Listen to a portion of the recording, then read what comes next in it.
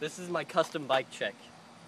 I got premium Featherlight bars with Odyssey team grips that I hate, a Flybike's Alta stem, animal headset, DK forks, and a stolen revolver front rim with an Aaron Ross signature tire,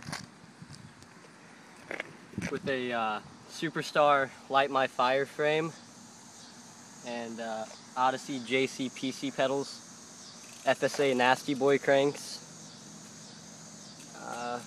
I got an Alienation 440 back rim with an FBM hub guard and another Aaron Ross signature tire and 2 Shadow Little One pegs.